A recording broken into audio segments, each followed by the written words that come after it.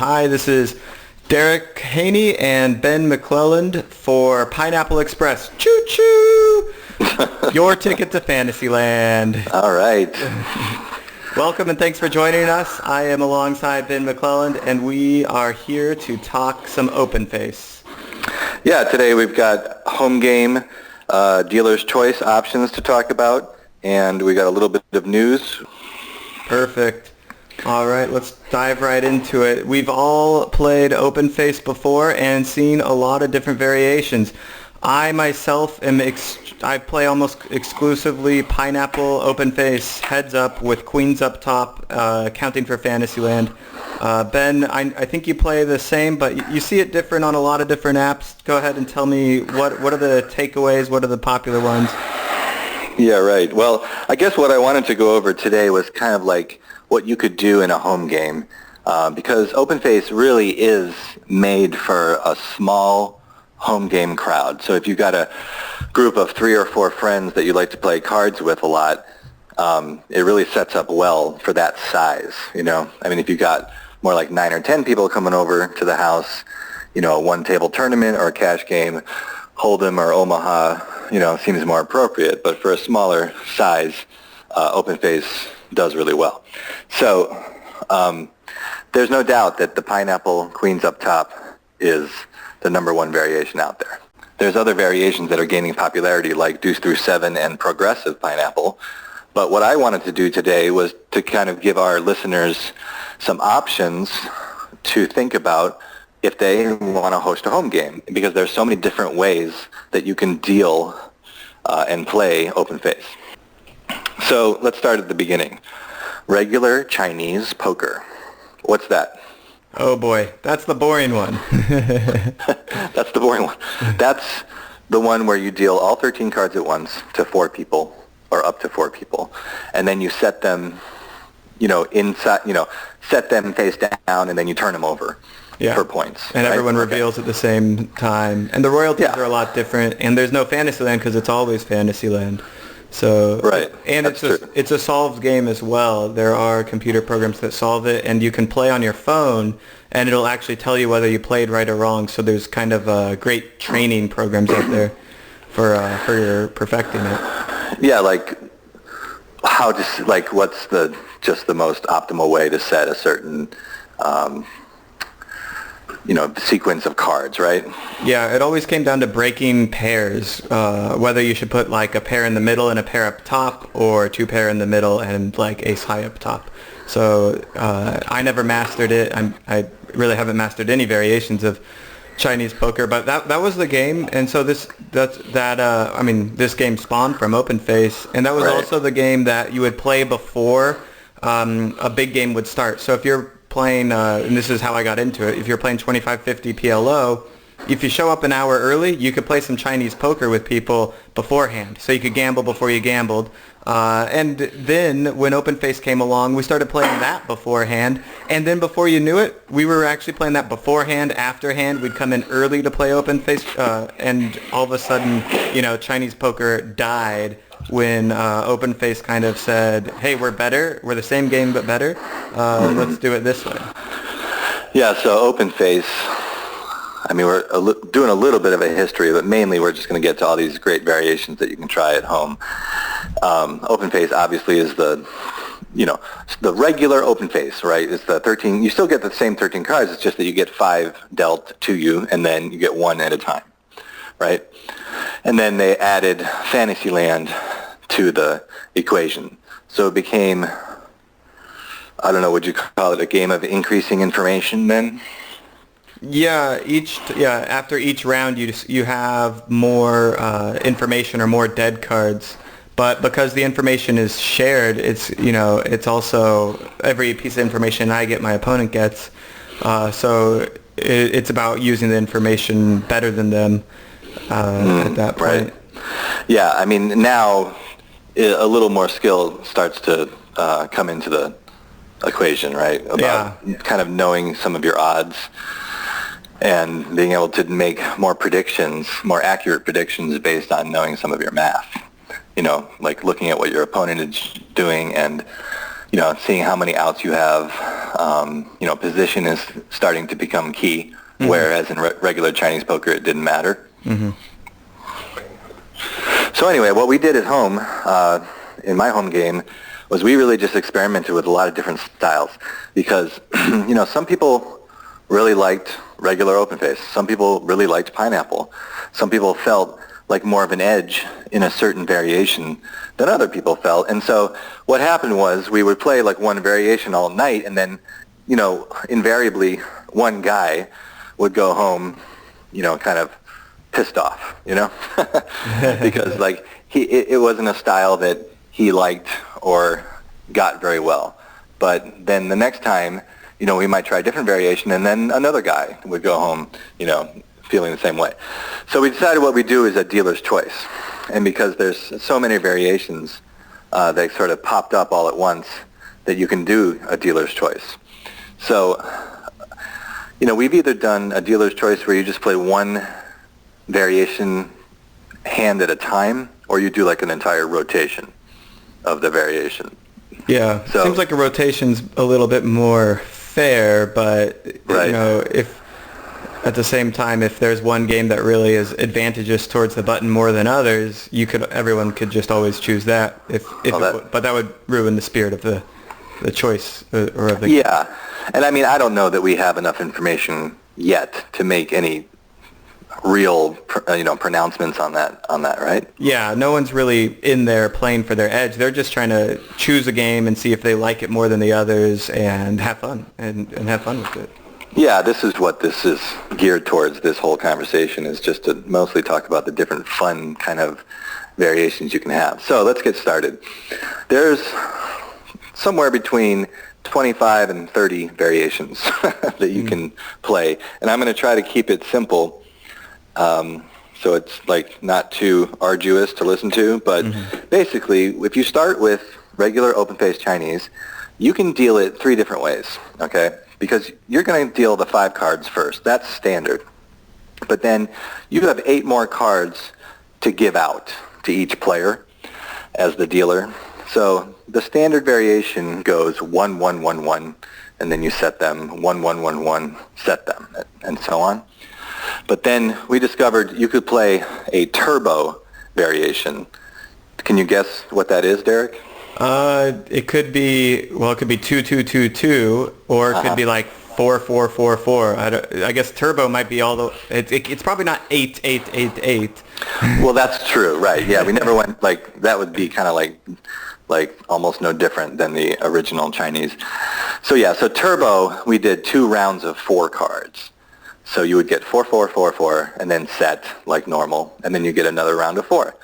And then we discovered that we could do like a semi-turbo. So we called it semi-turbo. I think somebody else called it like the double step or some 2-step or something like that. But that would be like 2 cards in 4 deals, 2 at a time. And, it does change the math, and it changes the strategy to play turbo or semi-turbo. Yeah, the more cards you get at once, the stronger your hands are going to be at the end of the game. So when it's one at a time, you can't take as many risks because you don't know what's coming. That's the simplest way to put it. But it actually is kind of based on the numbers. When you see 4 cards at once, you know whether you've made your hand or not already. So you can make bigger plays. So they're all going to be, the more cards you get at once, I think the higher the variance you're going to have. The more cards you get at once? Yeah. Right. So. Yeah, well, we discovered that the fouling was insane in the turbo. After we played pineapple and then we went back to turbo, and it's funny, you play any standard variation and then you play a turbo of it, whether it's pineapple or standard open face. The turbo always seems to be a harder adjustment to make because I think you think that you have more cards coming than you really do, if that makes sense. Because you're used to getting like 4 sets of cards or 8 sets of cards, and you're only getting 2 in the turbo variations, even though it's more cards. Yeah. Maybe that doesn't make any sense at all. No, I think you're actually supposed to probably just gamble a lot and foul a lot because you're going to hit like, 75, 80% of the time in a lot of those spots. And I mean, right. I've never played it, but that's just how I feel. And then when you don't, it's kind of like Turbo allows you to play more aggressively, and playing more aggressively means you're going to foul more. But it doesn't mean that you're doing anything wrong necessarily, but it depends on, I mean, it's more variance is what it is. And what it does though is it speeds up the game.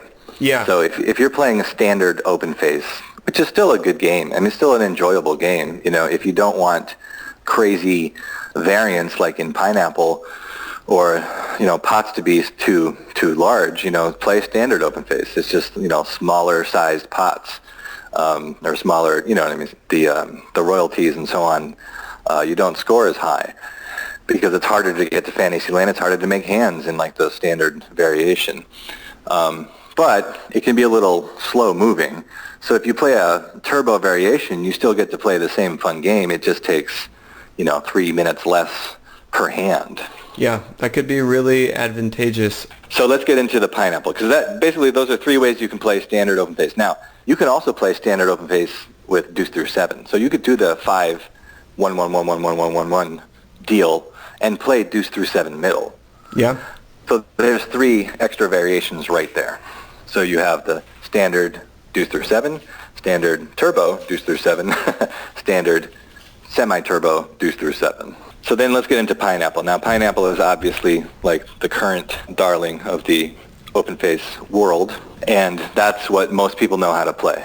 And it is much more fun, much bigger pots, a lot more gamble, and you get to Fantasyland more often. So, it has a huge advantage. It's just a better game than the standard variation. Yeah, it's got that nice mix between gambling, fouling, math, intuition, hidden information, and revealed information is also really cool there. Yeah, now that you have discards, you have a minimum of 12 unknown cards, right, per hand. It's 4 per person, and you can only play 3. Yeah, so by the end. Yeah. Correct. Yeah. All right, you're right. So I love it when I'm right, let me just tell you.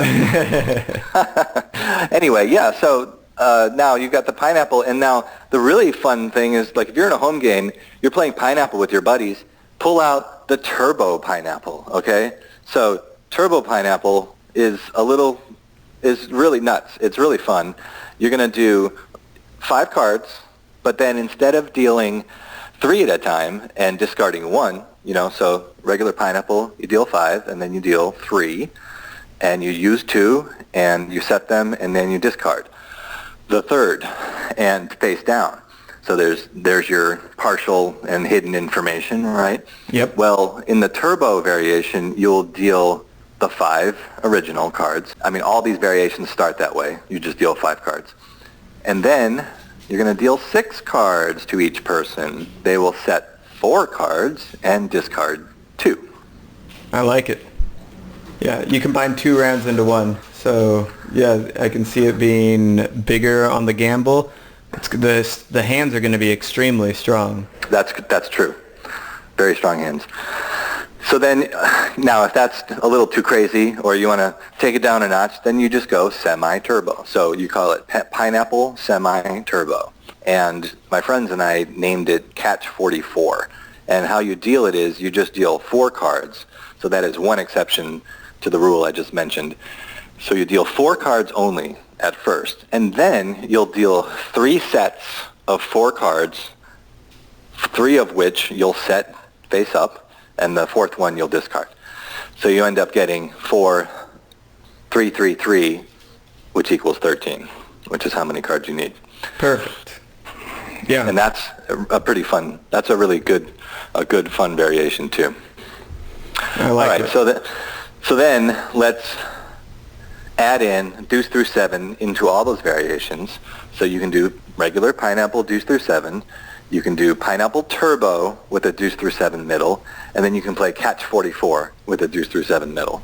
So there's three more variations to, what you need is a big list on your wall, and then point to the one you want to play. I don't know if I need that.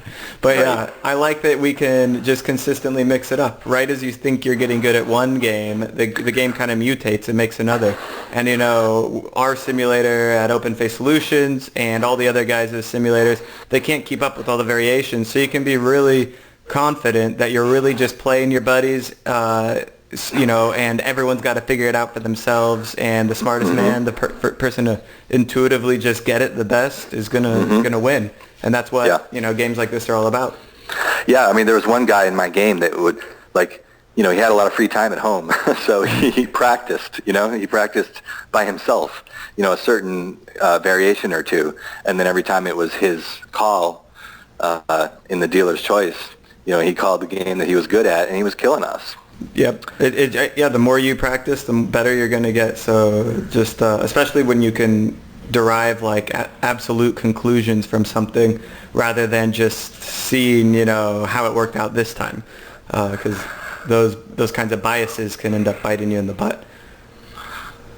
So and I mean, I might have even mentioned this in our first podcast, but I remember, Barry Greenstein was a big proponent of regular open-faced Chinese when it came out. He really liked to play it. And as soon as everybody switched over to Pineapple, he wasn't feeling it, because there was such a massive shift in strategy, and maybe it was too high variance for him or something. I'm not sure exactly why, but I know that he wasn't as comfortable playing Pineapple. So there's going to be, there's all these variations, and you'll definitely find one that suits you. Yeah, you just have to hopefully find people that'll play it with you as well. Right. Yeah. So, okay, then. Yeah. The last, before we get into the limit and pot limit, and bluffing and cards down variations, which are actually quite exciting, the progressive Pineapple is the last one I wanted to mention. Mm-hmm. So, progressive is where your top hand quality determines how many cards you get in Fantasyland. So, Queens up top gives you 14 cards, or 13, depending on your rule set in Fantasyland. Kings would give you 15, and then Aces would give you 16, and then Trips would give you 17 cards. Wow. So that's the Tony Bet rules. Now, in the home game that we played, we did a little less because it was just a little too many. It was too much of an advantage to have 17 cards in Fantasyland. So we went, Queens were 13 cards, because frankly, and especially in the turbo variation of Pineapple, Queens are really easy to get. So we gave 13 cards out for Queens, 14 for Kings, and then 15 for anything Aces or better. Gotcha. I would just say go with the big gamble. Yeah, 17 cards. I heard someone there was a bet on 2+2, I think, where someone was spotted 100 points, and the other person got a 17-card Fantasyland where they had to make royalty. They had to make quads or better in order to stay, and so they figured they would stay 60-something% of the time. So yeah, but on your second in this variation, your second pull, if you had, for instance, quads in the back, you would go to Fantasyland again, but then it would be a 14-card Fantasyland, not the original 17-card Fantasyland. So you have one super strong Fantasyland, and it's probably going to get you into a second Fantasyland that's less strong. And I think the 14-card Fantasyland, you only re-up, you only make it back to Fantasyland again, probably 10-15%. I'm not sure what it is. Oh, in 14 card?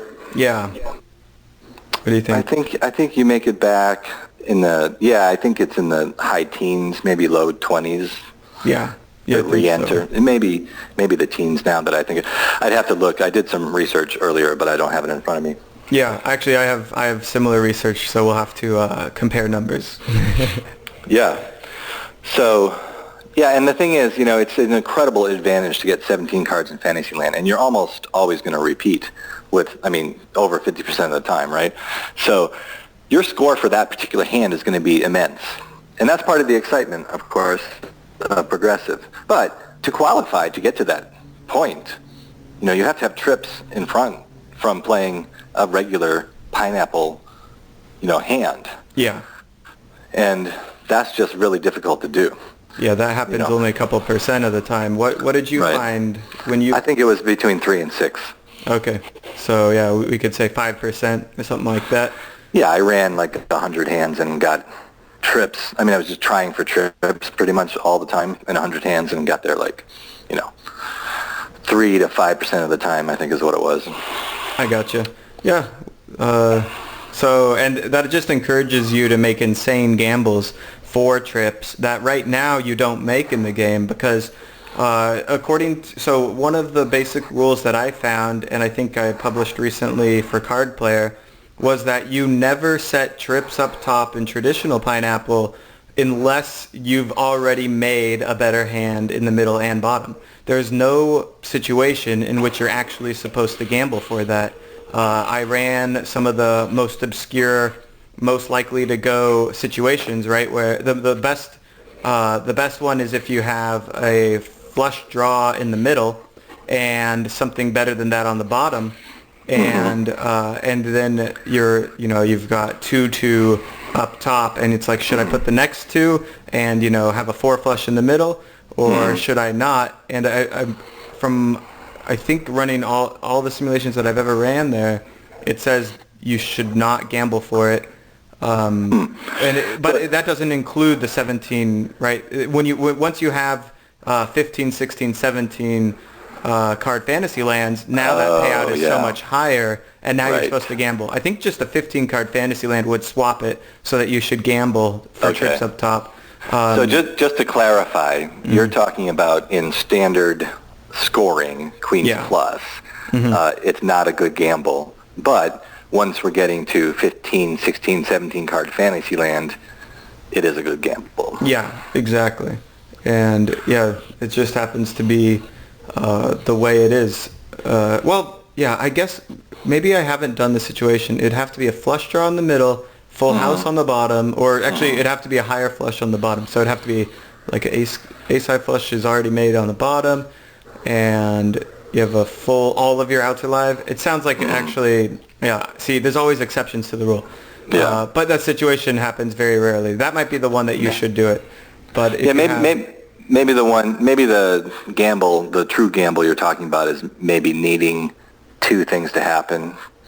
Yeah. In the last pull, 2 out of 3 cards, giving you completion in the front, or you know what I'm saying? Yeah, exactly. That's probably that's one of them. And then the other one was I checked a lot of what the thing was that I think I checked when it was already queens up top, and so it was like, should I put the 3rd queen up top? So you're risking Fantasyland in a lot of senses for kind of for those additional royalties. So when you're risking Fantasyland already, it's almost always not correct.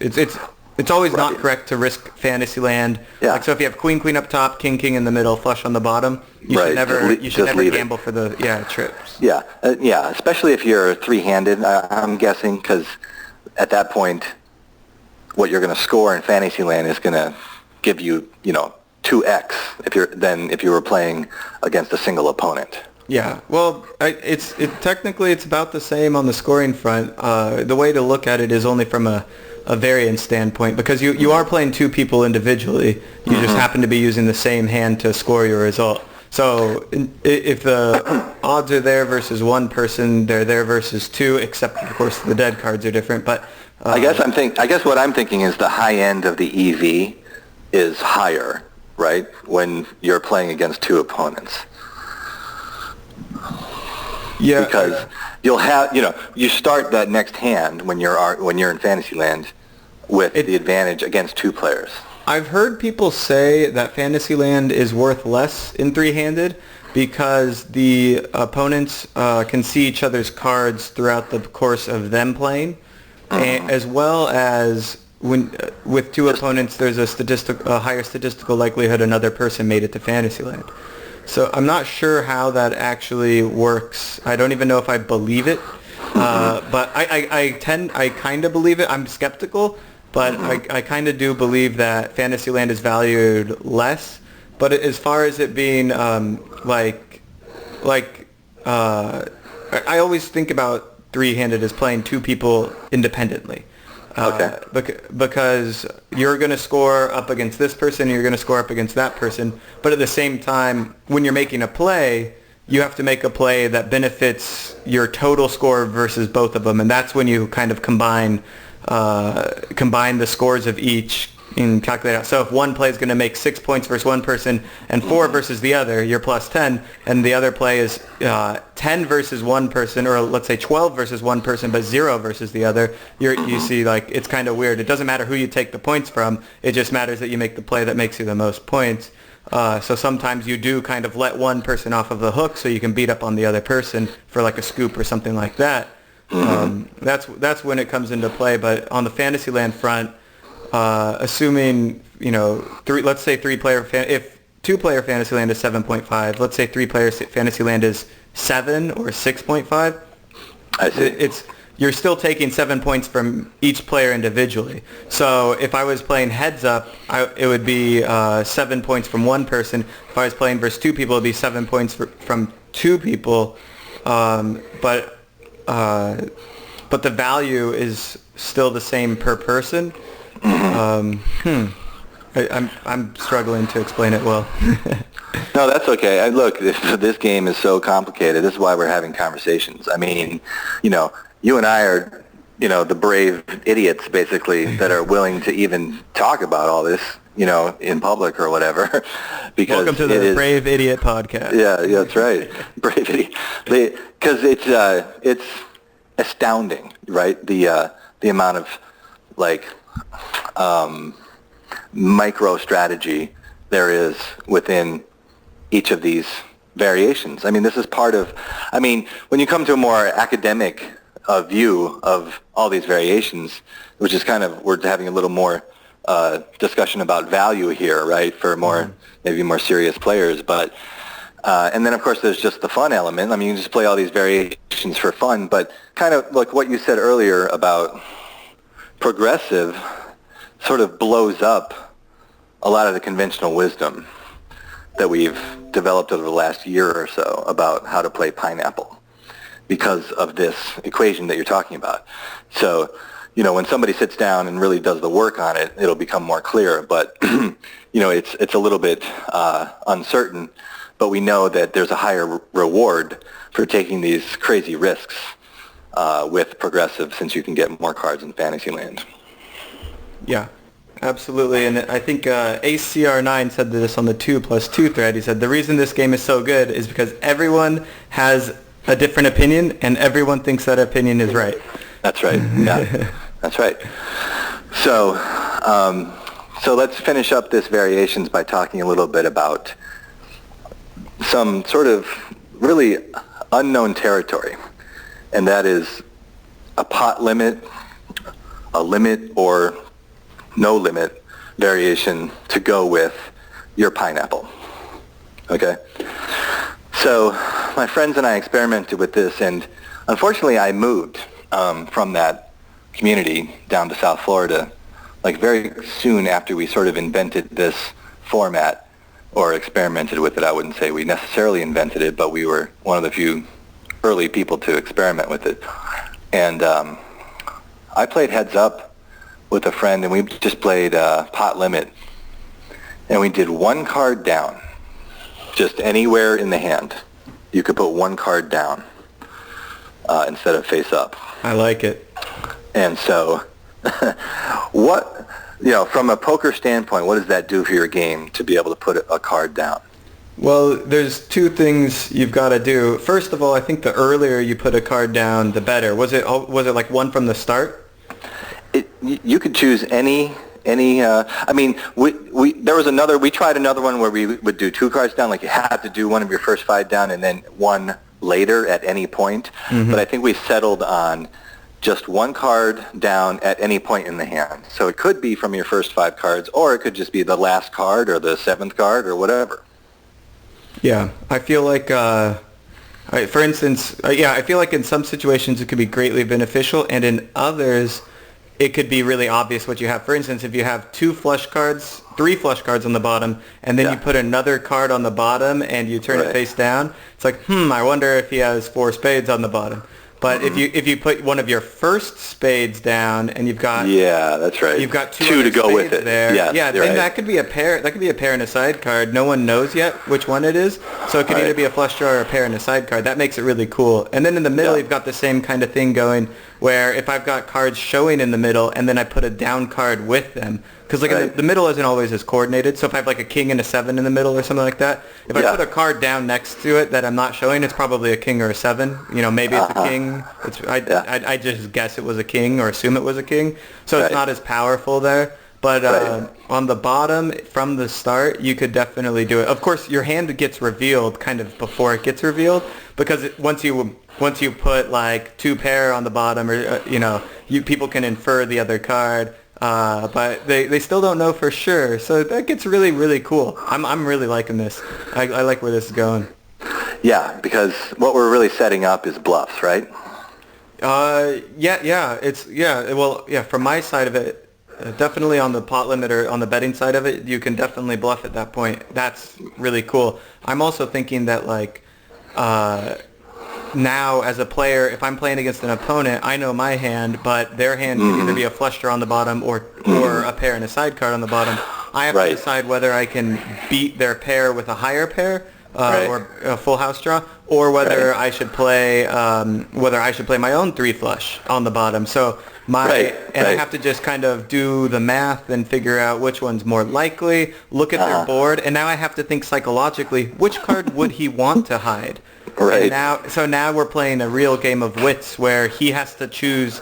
Maybe in the beginning he chooses always to hide his pair side card and doesn't care about hiding flush draw cards that much. But once I catch on to that, now I can take advantage of that strategy. And now we've got a real battle mental in his head versus in my head and how we play.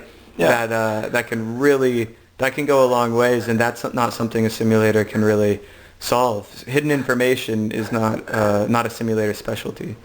So. Right, and so when I was playing with my friend, he pulled one massive bluff on me, and he got it through. Because we were playing no limit, and so the whole point system changes a little bit. I mean, I'll get into the mechanics of it in a second, but let's just say he was all in on the river, basically. And what he had was like 2 pair on the bottom, and then his down card, and I had a flush on my side, right? So it looked like he was scooping me if he had the full house, right? And so I had to make a decision whether or not he had it. So I folded, and he showed me, some blank. So he just had 2 pair. So my flush on the bottom would have, basically he would have lost I don't remember exactly how it worked, but I threw it away, So it was very interesting. So yeah, I guess that information on the last card, putting it down, could be a good bluff. So it's not necessarily advantageous to put it down early. Maybe it is better. Yeah, and that could actually sort of extend the mathematics for you. If you're trying to calculate, okay, I'm going to put this pair of jacks up top or queens up top, and I have an ace king in the middle, right?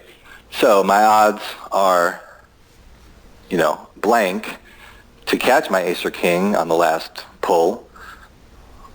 But guess what? I can add another certain percentage of value to this idea that I have because I could bluff at it too. So, yeah, so the mechanics of it was like, basically we set up blinds, okay, like 1, 2, call it, and you could surrender. That's the other thing. So there's folding here in this pot limit or no limit or limit, whatever you want to do. I personally like no limit. That's just what I like. But, there's plenty of room for either limit, pot limit, or no limit, and there's plenty of room for folding or surrendering, okay? But there's a penalty to surrender. So basically we made it the scoop or foul penalty to surrender. So if I catch, let's say I had queen, deuce, 3, 8, 10, and rainbow, just some pretty not so good hand, right? Then I could just fold if I wanted to. Now I could play it if I want to, and there's the bluffing, and there's various things that you can do, but you could also fold. So you would just give up 6 points to fold, 6 units.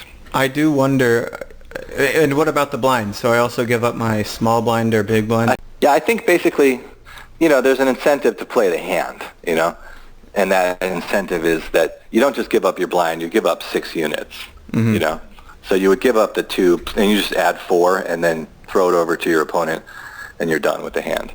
Yeah, I don't think you can fold on the first draw or even the second draw. I don't think anyone, unless your opponent has a monster hand, like they have trips and you have 3 uncoordinated cards on the bottom or something like that. Well, and then what if they go all in right there, and then you have to play the rest of the hand out? Right, then you can surrender for sure. So they have to make a bet in which it looks like you're getting odds, but you're not. So you want to call, given the hidden information. We're talking real poker here, not just another card game. We've moved right back into the poker realm, right? Because that's complex. I have no idea how I'd play. Yeah, I think what we did was we set up the blinds, and then we would deal the first 5 cards, and then bet, then set. I think that's the way we remembered it. Okay, bet. So you looked, and then you bet, and then you set. Right, and then so let's say he just completed, the blind. So we have 4 units in the pot, and then he sets, I set, or she sets, I set, and then they get their next 3 cards, and we're playing pineapple, let's say, right? You take a look at what you're going to do. You have your whole hand, your cards in your hand, but still in the hole, and then you bet set again. So if we were doing limit, the limit would be 2. If we were doing pot limit, they could bet 4. No limit, obviously, whatever's in their stack.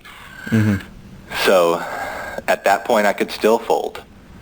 And so then what my part of the pot is, if I folded at any point, the least amount of chips or units that I give up is 6.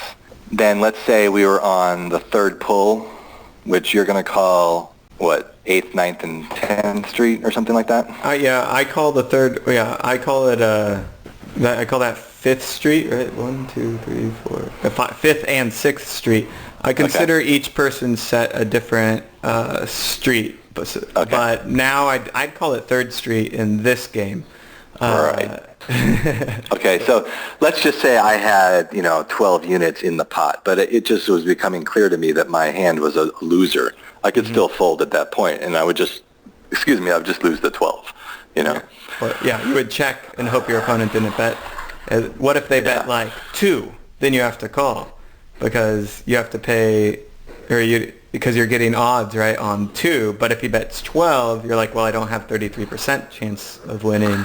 Unless I've already fouled, right? Like if I put a flush in the middle for some stupid reason and still had 2 to go on the bottom. Yeah, you can only, unless you're setting completely randomly, you can only foul on the street after that, which I guess we'd call 4th Street. Yeah. You can, because on 3rd Street you can set where you need runner, runner, runner. Yeah. And then on 4th Street, if you completely miss that, then you know that you've fouled with 1 draw left. So that would be the one. Right. Yeah. If you had 2 in the back, 2 to a flush, and that's all you had, you only had 2 cards back there, and you can only get 2 more cards. Then, whatever. Yeah, that's funny. That'd be that'd be funny. On 4th Street, you check, and if it's no limit, they just bet 1 into 100. It doesn't matter. You're like, fold. Yeah. The concept of fold equity just gets turned upside down, right? Yeah. It's not like in it is kind of like in Hold'em, except because the cards are kind of revealed in a sense. But sometimes people are so open with poker with Hold'em that you can just see they missed their flush draw. I'll bet 5 and hope they raise me or something like that. Except here they would just always fold because you can see all of the cards. But with the hidden information that you're talking about, yes. that now it's probably nearly impossible to appear to have fouled on 4th Street. You should be able to hide it enough. There you go. Hide what's going on, especially if you have 2 cards. If you have 1 card, maybe not, depending on where you placed it. But with 2 cards, you can say, nope, I haven't fouled yet. And but I mean, you can't win the pot at showdown, so you have to decide whether it's worth it to just start bluffing a lot. You know you fouled for sure. So this is like knowing that you have 2-3 offsuit and the board is ace, king, queen, jack, or something like that, or maybe something a little bit less coordinated. But you have no chance of winning, but it's like, do I rip it? Or do I... There you go, yeah. Do I surrender? Exactly. Well, and then that's where, chip stacks actually mean something, right? Because in a lot of traditional open face games, it doesn't really matter what you have in your stack unless you're like super short, Yep. Yeah, exactly. Because all the hands play out, much more like a limit style, really. The point system in open face Chinese is much more of a limiting style, right? Yeah, it's like limit for sure. Very similar to limit poker, limit hold'em.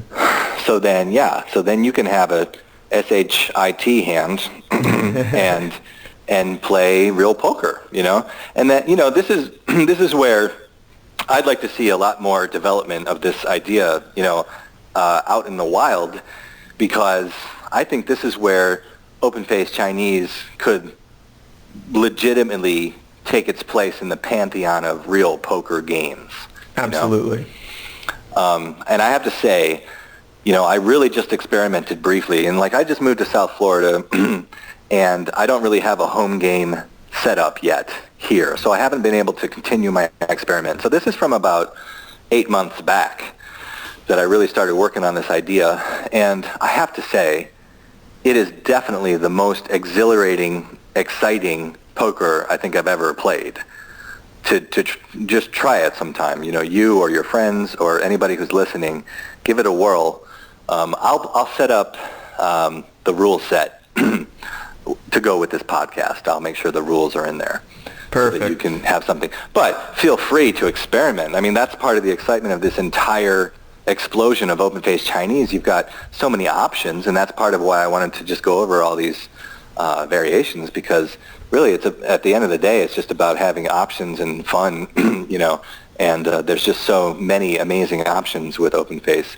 But I have to say, this looks like it could be the future of open face, some sort of pot limit style. Yeah, pot limit or no limit, or even limit. I still see limit working there. Yeah. The bets have to probably double every round, or maybe we just lower the amount of rounds, because if the bets aren't getting significantly bigger, it will be a game where you almost always have odds to call, so there won't be a lot of folding. But in heads-up limit poker, there's not a lot of folding also. So if you think about, maybe it is related to the similarity of that game, where folding is, it happens, but it happens infrequently. But the objective is actually to know when to bet and raise over when to call down or call and then fold, stuff like that. So it has a lot of interesting implications that I think would parallel limit poker, and then could also parallel no limit. I'm just trying to figure out how the royalty structure works into it. So before we get to that, Derek, I wanted to touch on what you just mentioned, which is the number of rounds, because I think that a limit style would work very well with open face if you played, for example, a turbo variation or one of the semi-turbo variations. So there's not 29 streets, there's just 5. You know what I mean? Or even 3. Anyway, I just thought I'd throw that out there. You could try a limit style, try it with the Pineapple Turbo or the Pineapple, the Catch 44, where you get four rounds, So that might be a really nice style for 4 rounds. But yeah, to talk about the royalty structure, that becomes complicated. So it's a lot more about what's in the pot, And basically, unless you're going to Fantasyland, a lot of the times you're just taking what's in the pot, and so it sort of replaces the royalty structure. And so whoever wins is just the person who has more points at the end of the hand. So and that's how you single. whether you win. Sorry, go ahead. Yeah, I see. So so we're competing to beat the other person. But what gets interesting there is that now I don't necessarily need to increase my royalties to make more money. I need to increase my royalties so that I beat you. It becomes a game of scooping rather than a game of royalties. Does that make sense? Yes. Yeah, I see that. Yeah, it hinges on that +1, +6 rather than the royalties themselves. So, and then there's a single winner only, unless there's some weird tie, which is really unlikely, but it would just be a split pot in the case of a tie. But, ties in open face are much harder than in like Hold'em or Omaha. What would a tie look like? So if I beat, so we're playing three-handed, I beat one person for 6 and the other person for 1. A tie would just be 3 exact hands. I mean, 3 duplicate front. Okay, let me just start over. Duplicate hands, like ace 10, 8, 7, 5 flush in the back, 2 pair deuces and 9s with a 10 or whatever. Just imagine exact duplicates of the hand. That would be the only way to tie. Well, how about this? I have so I beat one player for 6 points. I scooped them with no royalties. The other person I beat for 0 points because he beat me for 1 point on the back. I beat him for 1 point in the middle, and then we both have ace, king, queen high up top. No. So we both beat one person. So what happens? What you're saying makes total sense for the game as it is played now. Okay. Mm-hmm. However, we're looking at a single winner based purely on the strength of the rows. So if you had a flush and he had a flush in the back, it's about the pips, like in Hold'em. Yeah, so I beat him in the back. I have trips and he has 2 pair. Mm-hmm. So I win the whole hand because of that. But what about the middle and what about the front? Right. So I win with trips in the back. Then in the middle he has aces, but I only have 10s. Yes. Correct. Now I stand corrected. You're right. Yes.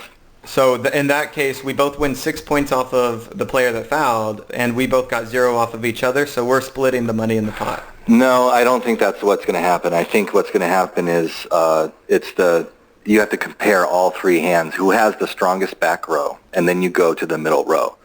Then who has the strongest middle row. We've already done that. Yeah, that's why we got to +0 between us on the score, right? I have the strongest back row. He has the strongest middle row, and we tied in the front row. Okay. Yeah, maybe you're right. Yeah, and this is why the game needs more development, people, because we don't know what the heck we're talking about because we've only played it like 3 hands, Yeah, and that happens so infrequently. You'd have to hit that rule when you came to it. Yeah, so I think that's what it is that you're playing to beat people in points. We'd have to figure it out because we certainly want to encourage people to beat people by more points. Mm-hmm. Which is in Hold'em, you're kind of the fate of your hand, how strong it is, relies on the cards that come out on the board, and it's your job to bet it. But in open face, the fate of your hand actually relies on your ability to play cards in the right spot. If you're playing cards in the wrong spot, you'll actually weaken your hand instead of strengthen it, based on odds. So we don't have that in poker. That's one of the elements we do have in open face, and that element is what makes this part complex. Adding the betting to a game where we can actually manipulate the strength of our hand, given our own decisions. Right. Right. So that's kind of maybe that's a missing element to poker that once added in. By adding this additional level of skill in order to be better players don't just make stronger hands and no limit hold'em than worse players. They manipulate bet sizes in order to kind of dictate their strategy and the strength of their play. And here it's actually going to be both parts. So yeah, we could be onto something that if we can figure it out, it could be powerful for poker, but I ain't got time for that. No, but yeah, right. I know. You would have to figure out. Yeah, you'd have to get one specific version. We can't start with too many variations. One specific version down. We'd have to agree on the set before bet or set after bet. Because I was thinking that you would actually set your cards and then exchange betting rounds based on what you saw. Right. And then you draw your next round. But I just think that's a preference based on how comfortable the players are with hidden versus known information, or maybe take some precedent from like stud versus hold'em or something. You know what I mean? Because there's different amounts of hidden information in those games, right? So it's just a matter of having more information hidden if you do the bet set versus doing set bet, where you would have just more information before you make your financial decision. Yeah, and I think what's going on there is actually if you're putting cards face down, so that is hidden information that carries on to kind of the end of the hand. Yeah. So in that case, you should probably set and then bet, because you are betting based on hidden information. But if you aren't hiding cards, maybe you should look at your hand, make the bet, and then set, because now you're playing the game based on the hidden information there. But I can also think of another variable, or another maybe approach to the same problem, where you anticipate two different paths, right? So let's say you're going to make an aggressive bet, then hoping they will fold, right? Okay, or hoping that they call. Who knows? Whatever you want them to do, you're going to make your bet accordingly, right? Then, if they do something you don't want them to do, you may have a plan B with how you're going to set your cards. So, does that make any sense? If they raise especially in three-handed, right? So if you can get out one player, and then you'll set your hand one way, but if you get out if that player stays in, you have to set a different way. Yes, this is why it's good to have two brains working on the same problem, because I hadn't even thought of that. That's a good, very good thought. That happens in Hold'em all the time, right? One player bets, and I raise specifically to get the third player out. Right. And then when the third player calls, I'm like, okay, well now I'm checking the next street instead of betting, because I kind of got caught. Exactly, right, yeah. Or in this situation, you're like, oops, and then everybody called me. Well, I guess I better put my bluff card down now. Yeah. Or make a plan for the next street bluff or something like that. Yeah, or set more aggressively for Fantasyland because it's not looking good. Or something like that. Yeah, exactly. That's right. Yeah. Well, I'm screwed, so I might as well go for it, right? Okay. Yeah.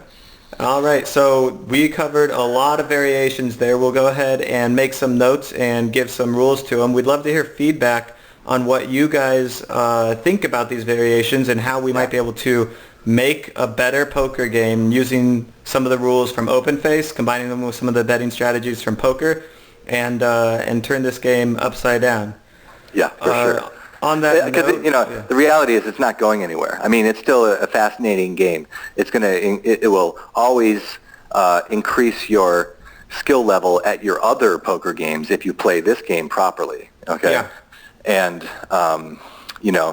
casinos don't love it, but online it still could be big, and it really has a home game. Right now, it's just like a home game. Experiment factory, Mm-hmm.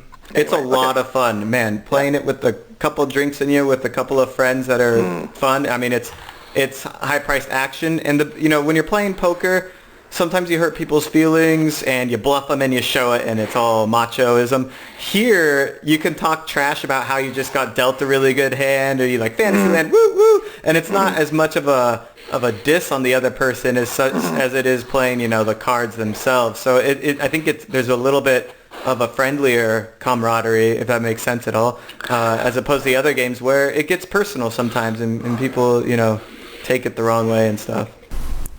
Alright guys, we're going to go ahead and end it there as we have been talking for quite a while. Thanks for joining us to the end. This has been Derek Haney and Ben McClellan for Pineapple Express, your ticket to Fantasyland. Choo choo! See you guys next time.